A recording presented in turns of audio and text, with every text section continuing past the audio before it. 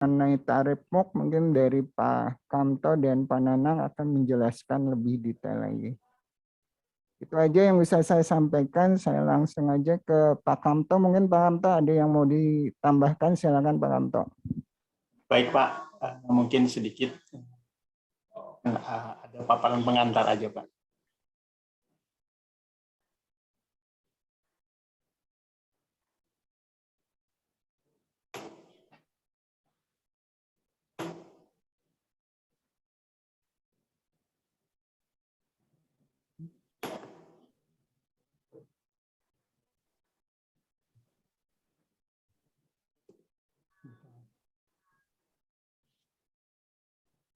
Oh, nggak mau.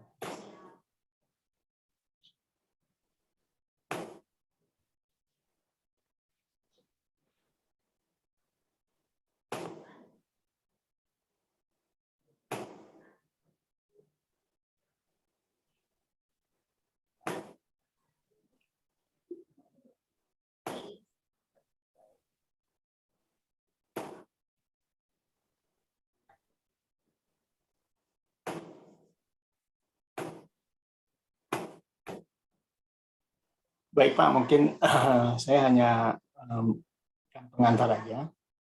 Assalamualaikum warahmatullahi wabarakatuh. Assalamualaikum warahmatullahi wabarakatuh. Selamat pagi, salam sejahtera, namo buddhaya, salam kebajikan. Jadi pada kesempatan ini sehubungan dengan telah terbitnya ya Permen nomor 6, gitu juga revisinya, khususnya yang berkaitan dengan penghitungan tarif slot MUK. Saya hanya menyampaikan mungkin bagi teman-teman yang sudah istilahnya mengikuti perkembangan PM6, saya kira ini bukan hal yang baru. Tapi untuk memastikannya saya tetap harus menyampaikan. Karena memang ada hal-hal yang berbeda dengan Permen 18 sebelumnya, gitu, berkaitan dengan penghitungan tarif slot MUK. Kurang lebihnya bahwa perhitungan tarif slot MUK itu mengacu berdasarkan aturan karena telah terbitnya Undang-Undang CK, Cipta Kerja, kemudian juga berkaitan dengan Undang-Undang Telekomunikasi yang nanti sebetulnya ini berhubungannya dengan wilayah layanan, sehubungan penggunaan frekuensi carrier-nya, dan juga Undang-Undang tentang penyiaran, KPP turunannya, dan khususnya yang mengatur penghitungan tarif itu adalah Permen Kominfo nomor 6 di lampiran 3. Nah, mungkin formula umumnya, secara umum, sebagaimana kita telah ketahui bahwa perhitungan tarif MUK itu adalah total annual cost dibagi dengan kapasitas MUK-nya. Nah, kita dari total annual cost ini, kita ketahui bahwa dari sisi ekonomi, kacamata ekonominya, jabarannya sebagaimana dapat dilihat di sini, terdiri dari OPEX, kemudian juga ada depresiasinya, jadi CAPEX-nya, terhadap depresiasi, dan biaya modal. Nanti mungkin ini Panang akan menjelaskan lebih jauh. Ketentuan mengenai penghitungan tarif MUK itu mengacu berdasarkan forward-looking long run incremental cost. Jadi formula umumnya seperti itu. Kemudian juga untuk desain costingnya itu menggunakan score note. Artinya itu ya mana yang dibangun itu yang dihitung. Dengan demikian dalam konteks penyiaran ini setiap infrastruktur yang dibangun maka akan dihitung cost-nya. Di sisi lain juga konteksnya berdasarkan bottom up, artinya bahwa semua elemen yang terkait dengan desain jaringan tadi secara detail dirincikan. Jadi bukan top down tapi menggunakannya bottom up. Adapun nanti hasil dari formula tarif ini merupakan hasil dari nilainya berupa selling price. Dan para penyelenggara atau lembaga penyiaran sebagai penyelenggara MUK itu bisa menerapkan tarif di bawah itu, di bawah selling price-nya. Nah, adapun terkait dengan teknisnya, itu adalah kapasitas MOOC-nya yang saat ini berada pada kisaran 33 Mbps. Jadi penetapannya di situ. Untuk mungkin saya nanti selanjutnya akan menyampaikan berkaitan dengan pasal-pasal yang menurut kami sih cukup penting ya untuk di-stressing. Yang pertama bahwa perhitungan tarif MOOC ini harus sesuai dengan wilayah layanannya. Jadi kita ketahui sebagaimana pada Permen nomor 6 ya tahun 2019 tentang induk master plan-nya wilayah layanan TV digital. Di sini ada Mas Adit, nanti bisa juga terkait dengan wilayah layanan. Sudah dibentuk dalam permen tersebut, kurang lebihnya ada 225 wilayah layanan. Jadi setiap wilayah layanan di situ ada konteks tarif selling price-nya. Dengan demikian tidak bisa digunakan antara satu wilayah layanan yang dengan satu wilayah layanan lainnya, kecuali dengan melakukan perhitungan. Bagaimana contoh di sini ada wilayah layanan di Provinsi Aceh yang dicuplik dari permen dimaksud, kemudian secara rincinya ada di sebelah kanan. Ini sudah familiar, kecuali bagi penyelenggara MOOC baru ya. Nah, ini mungkin di satu informasi yang perlu ditindaklanjuti untuk menghitung dengan formula tarif dimaksud. Nah, ini di pasal 11 disebutkan bahwa tadi yang saya sampaikan berkaitan dengan parameter teknisnya, ini berkaitan dengan kapasitas MOOC-nya nanti. Bagian di pasal 11 ini dituangkan bahwa harus disetting di modulasi 64 QAM, kemudian code rate-nya 4/5, dan pas Fourier transform-nya itu 32K extended, guide interval 1/16, pilot pattern-nya 4. Namun ini tidak menjadi suatu hal yang statis, bisa dinamis. Nah, parameter teknis tersebut bisa dilakukan perubahan sesuai dengan kebutuhan pasar atau kondisi wilayah lain tertentu dengan persetujuan Dirjen. Nah, misalnya bila di satu daerah ternyata slotnya kurang, wah itu bisa dirubah dengan ini sehingga bisa aja dimodulasinya di 256 QAM ya. Sehingga kapasitasnya bisa naik tidak hanya di 33 Mbps, bisa di 40 sampai maksimum 50 kalau tidak salah. Kemudian perubahan sebagai dimaksud pada ayat 2 untuk keperluan, ini tadi yang secara teknisnya mengurangi atau menghindari interferensi kanal. Jadi kenapa harus melalui Dirjen SDPPI dulu, karena mereka tahu masalah teknis berkaitan dengan interferensi gelombang elektromagnetik dimaksud.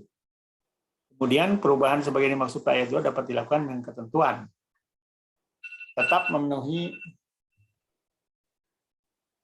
kewajiban dalam penyelenggaraan multiplexing dan tetap dapat menyediakan kapasitas padload musuh paling rendah 33 Mbps. Artinya tentunya ini nanti settingannya itu harus dibuat sedemikian rupa sehingga di atas 33 Mbps. Sebagaimana yang tadi saya sebut, walaupun di 64 QAM, jika itu lebih tinggi dari 33 Mbps, karena dengan merubah-rubah tadi code rate dan seterusnya, itu bisa aja diperoleh nilai yang katakanlah misalnya 40 Mbps dan seterusnya. Nah, adapun untuk tayangan gambarnya, jadi yang dimaksud dengan standard definition itu diberi istilahnya angka maksimumnya untuk bitrate-nya itu sekitar 2,5 Mbps. Itu baru disebut dengan standard definition, walaupun sebetulnya kalau untuk yang rendahnya itu kalau di 1,7, 1,8 itu saya kira hanya videonya saja. Rata-rata itu sekitar 2 Mbps. Settingnya untuk standar definition. Kemudian untuk high definition-nya, bilang dimaksud juga ditentukan paling tingginya 6 Mbps. Tapi kalau nanti dalam masalah perhitungan tarifnya, kita kan bisa mendapatkan satu satuan normalnya ya. Karena dari costingnya dibagi per kapasitasnya. Bisa DPS, bisa BPS, dan seterusnya. Tidak mesti dibagi 2,5 misalnya. Nah, hal lainnya adalah berkaitan dengan publikasi. Publikasi besaran tarif. Sebagaimana dituangkan dalam pasal 51, bahwa informasi hasil perhitungan tersebut harus dipublikasikan. Jadi sebagai nanti penyewa bisa melihat berapa harga selling price untuk penyewa MOOC di satu wilayah layanan. Kemudian di dalam pasal 53-nya, penyewa mestinya menyediakan layanan sewa slot multiplexing dari titik batas sewa yang terletak pada port atau interface penyewa multiplexing sampai dengan perangkat penerima masyarakat. Nah, ini permasalahannya kemarin itu terjadi kurang lebihnya ya, berkaitan dengan perangkat encoder. Encoder itu dimasukkan ke dalam hitungan tarif atau tidak? Nah, kalau dari formula kami, Pak Nanang mungkin akan menjelaskan mengenai konteks infrastrukturnya, proses bisnisnya, bahwa harusnya udah masuk ke dalam konteks perhitungan tarif MOOC. Dan kurang lebihnya ya, artinya itu harus disediakan oleh si penyelenggara MOOC. Tapi jika itu tidak disediakan, harusnya ada faktor pengurang dengan mengurangi costing dari elemen jaringan encoder tadi. Kemudian di pasal 54-nya, penyewa musik dilarang melakukan diskriminasi dalam penyediaan jenis layanan dan atau besaran tarif sewa. MOOC harus. Jadi berarti equal treatment, tidak ada membeda-bedakan antara penyelenggara program siaran yang satu dengan yang lainnya. Nah, di pasal 59, penyelenggara multiplexing wajib menyampaikan rencana jenis layanan sewa slot multiplexing, besaran tarif sewa slot multiplexing, dan wilayah layanannya. Tadi sebagaimana saya sampaikan bahwa setiap wilayah layanan itu akan dihitung. Serta seluruh data perhitungan yang digunakan dalam penghitungan besaran sewa slot multiplexing kepada Menteri paling lama 60 hari sebelum diimplementasikan. Nah, dengan demikian tentunya juga harus dilengkapi dengan data dukung yang kuat. Atau ada pernyataan juga disertai surat pernyataan bahwa memang data-data yang disampaikan itu sesuai dengan apa yang dilakukan dalam costing pembangunannya. Kemudian di pasal 60, saya bacakan saja, rencana jenis layanan dan besaran tarif sewa multiplexing sebagai dimaksud pada pasal 59, dievaluasi dan ditetapkan oleh Menteri. Dengan demikian, pengajuan awalnya itu hitungan dari penyelenggara MOOC-nya. Baru nanti akan dilakukan evaluasi oleh Kominfo. Nah, di sisi lain juga nanti besaran dari hasil evaluasi tarif dimaksud merupakan selling price, sebagaimana tadi saya sudah sampaikan, dari sewa slot multiplexing tersebut untuk setiap tahun. Dan penyelenggara museum dapat menyelesaikan jenis layanan dan besaran tarif sewa tersebut setiap 3 tahun, artinya bisa dihitung ulang dalam konteks 3 tahun. Penyelenggara multiplexing dapat mengajukan penyesuaian tarif sewa slot multiplexing kepada Menteri dalam hal terjadi adanya perubahan sistem dan atau penggantian perangkat. Jadi dalam tahun berjalan, misalnya ketika sudah ditetapkan, ini kan forward looking-nya itu ke 3 tahunan, tapi ternyata ada perangkat baru ditambahkan. Nah, ini artinya yang skor note tadi itu harus atau bisa disesuaikan penyesuaian tarifnya. Jadi dengan demikian benar-benar real pembangunan yang dilakukan oleh penyelenggara MOOC tadi. Selain penyelenggara multiplexing wajib mengikuti ketentuan batasan besaran tarif sewa slot multiplexing yang telah ditetapkan oleh Menteri dengan menggunakan formula tadi. Nah, mungkin di sisi akhirnya itu harus melakukan pelaporan ya kalau tidak salah setiap tahun. Jadi untuk tarifnya harus ada dilakukan pelaporan setiap tahun. kira mungkin itu secara garis besarnya dari saya. Nanti mungkin untuk yang konteks ekonominya, pandangan ekonominya, nanti bisa disampaikan oleh nanti totalitas perhitungan dari formula dimaksud. Adapun nanti yang membedakan antara PM6 dan PM18, PM sebelumnya, itu telah ditentukan kapan parameternya.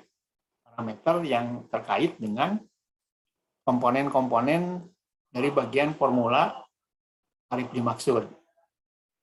Kira mungkin itu dari saya. Saya ucapkan terima kasih. Wassalamualaikum warahmatullahi wabarakatuh.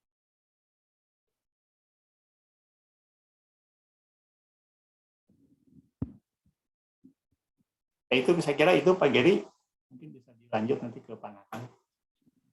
Baik, Pak Kamto tadi sudah menjelaskan formula tarif